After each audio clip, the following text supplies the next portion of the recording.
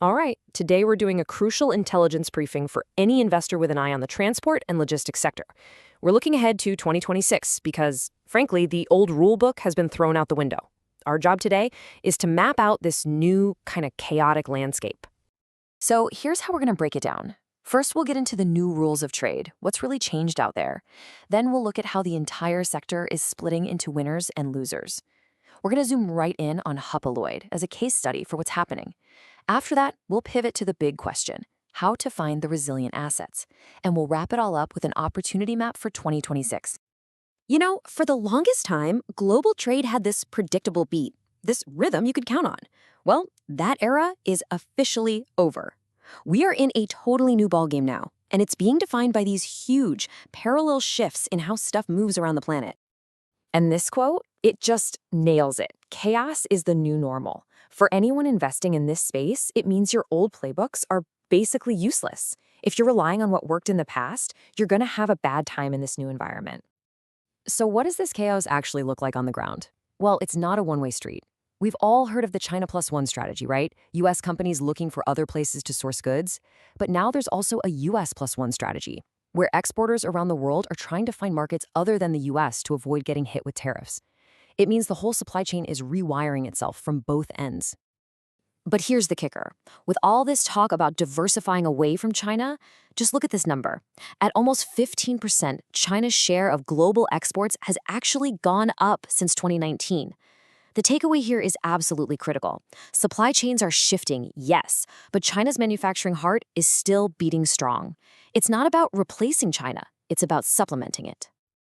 And if you want the hard data to prove it, here you go.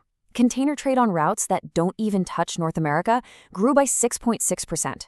This shows you, clear as day, that global trade isn't collapsing, it's just rerouting. The growth is still there, it's just happening somewhere else now. And just to throw another massive wrench in the works, let's talk geopolitics. A mind-boggling 18% of the entire global fleet of crude oil tankers is under sanctions right now. That just yanks a huge chunk of capacity out of the legal market, creating this insane supply squeeze and a totally unique set of rules for that one part of the shipping world. So you've got all these forces pulling in different directions. What's the result? A deeply, deeply divided sector. This isn't a rising tide lifts all boats situation. Nope. It's creating a massive split with very clear winners and very clear losers emerging as we head into 2026. And this table just lays it all out there. The contrast is, well, it's stark. Look at container shipping, negative outlook. Why? A flood of new ships. Then look at crude tankers, positive outlook, because there aren't many new ships coming and trade routes are shifting. Ports and aviation, also looking pretty good. So for an investor, the question becomes, where in the world do you put your money in a market this fractured? And this chart just puts that division in really dramatic visual terms. On one side, you have container shipping, staring down a significant decline in volume. On the other, you've got crude tankers, where the fundamentals are just getting stronger. It really is a tale of two completely different sectors being shaped by the exact same global forces. Okay, so to really get a feel for the kind of pressure that container shipping is under, there's no better way than to zoom in on one of the big guys. Let's use Hapag-Lloyd as our bellwether, a sort of canary in the coal mine for the whole industry. So what does all this pressure actually feel like for a carrier of this size? Well, it's a perfect storm, really. It's a mix of huge strategic gambles, crushing cost pressures, and just absolutely brutal market dynamics. First, let's look at their big strategic move, this new alliance with Maersk called the Gemini Cooperation. The goal here is wildly ambitious. They want to deliver over 90% schedule reliability. I mean, that's practically unheard of. And the plan is to do it using a hub and spoke model. You know, kind of like how major airlines work.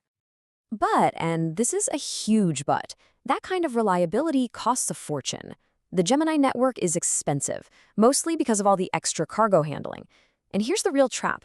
When you promise that level of reliability, you can't just cancel sailings when demand drops. It takes away one of the main tools carriers use to manage supply and keep rates from collapsing. And as if those network costs weren't enough, they're getting squeezed financially from all sides. They're locked into a lot of fixed rate contracts that didn't benefit when the spot market went crazy. Even worse, they have to charter or rent a lot of their ships. And while the prices they can charge customers have plunged, the rates they have to pay to rent those ships have stayed stubbornly high. It's a recipe for crushed margins. Look, Hapag-Lloyd's problems, they're not happening in a vacuum. They are a massive warning flare for the whole sector. With a literal tidal wave of new ships about to hit the water in the next couple of years, the entire industry is staring down the barrel of a long, painful down cycle. It's very possible the whole sector could slip into losses in 2026. Okay, I know, that was a lot of bad news. But remember, a divided market also means there are winners. So let's flip the script. Let's stop talking about the risks and start hunting for the opportunities. Where can you actually find assets that are built to last in this chaotic new world? Well, there's a pretty straightforward three-part playbook here. First, look for businesses that are tied to domestic consumption. They're just more insulated from trade wars. Second, find sectors where supply is tight, where you don't have a flood of new planes or ships coming online. And third, look for companies that are being smart and tactical about how they expand their geographic footprint. And here's a perfect example of that first point. Ports that handle mostly imports for a country's own people are in a much better spot. Their business is driven by local demand, which is way more stable than the roller coaster of global exports. So let's bring this all home. Let's put together our opportunity map for 2026 by highlighting the specific areas that have analysts really sitting up and taking notice. And here's what that looks like in the real world. You see port operators like Adani and ICTSI, they're tapping right into that resilient domestic consumption theme we just talked about. In aviation, Interglobe has a dominant spot in India's booming market. That's our tight supply dynamic. And in logistics, a company like DSV could see a big boost from being smart about its acquisitions. That's tactical expansion. These are the kinds of plays that fit the new rules. Which really leaves us with this one final question to chew on. The old world of stable, predictable trade is gone for good. In this new era of constant change and division, it's the companies that adapt, that diversify, that are smart and tactical. Those are the ones that are set up to win. So for an investor, the message is loud and clear. In a market that's defined by chaos, maybe the biggest risk you can take is to just stand still.